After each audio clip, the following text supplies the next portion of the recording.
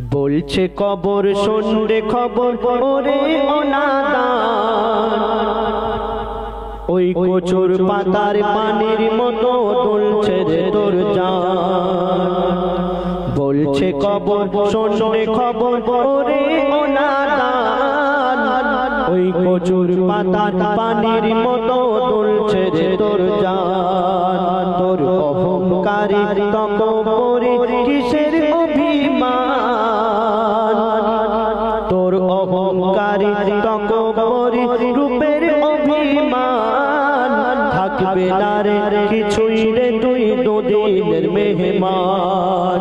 বলছে কবর শুনলে খবর ওরে অনাদান, ওই কচুর পাতা পানির মতো দুলছে রে তোর জান। তোর অহংকারী তকবরে রূপের অভিমান।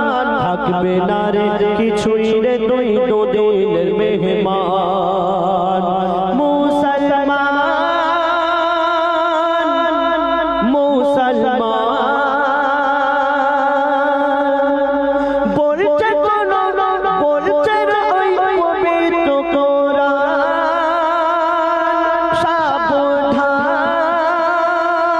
মুসলমান। বলছে কবর শুনলে খবর ওরে অনাদান, ওই কচুর পাতা পানির মতো দুলছে রে তোর জান।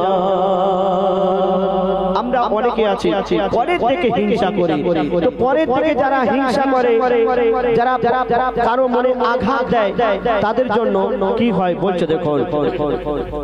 পরের দেখে হিংসা করা অতি মহাপাপ, পরের দেখে হিংসা করা অতি মহাপাপ। গীবতকারীর গুনাহ কবু হবে না রে মাপ, ওই কবরের মাঝে আছে আযাবধারী সাপ, ওই কবরের মাঝে আছে আযাবধারী সাপ।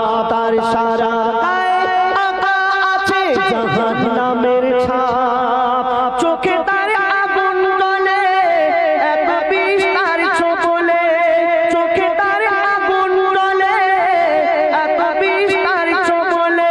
মারবে ছোবল বারে বারে, শোনো রে শয়তান, তুই গীবতকারী পাপী ভারে পাবি না পরিত্রাণ। মারবে ছোবল বারে বারে, শোনো রে শয়তান, তুই গীবতকারী পাপী ভারে পাবি না পরিত্রাণ। সাবধান মুসলমান বলছে শোনো পবিত্র কোরআন,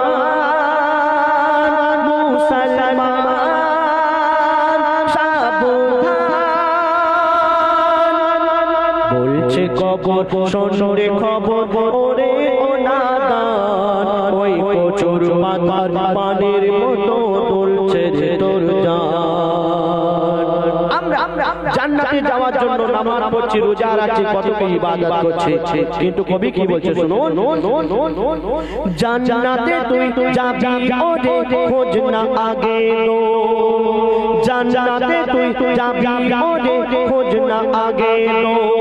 তোর পিতা মাতার কাছে রাখা আছে চাবি তোর, মক্কাতে আর মদিনাতে যতই পারিস ঘোর, মক্কাতে আর মদিনাতে যতই পারিস ঘোর।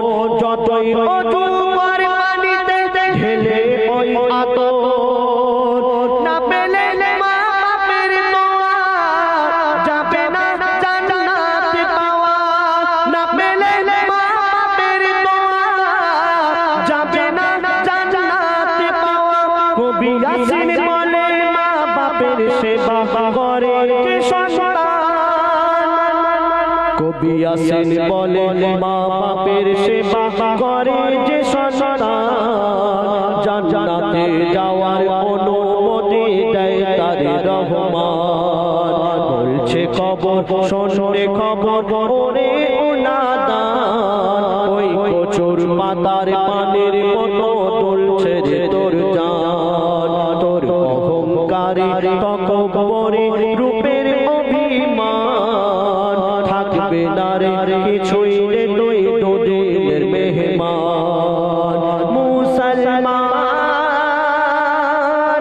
মুসলমান বলছে শোনো পবিত্র কোরআন মুসলমান মুসলমান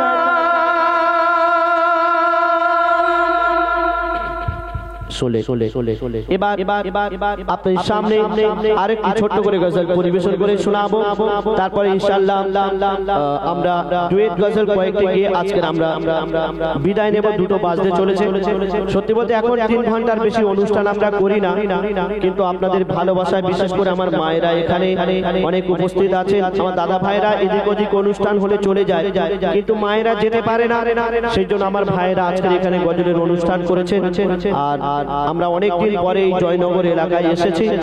আগে আমার ওস্তাদ জনাব ইশকে হাবিব সাহেবের সঙ্গে মৌজপুরে এবং এই আশেপাশে অনেক জায়গায় এসে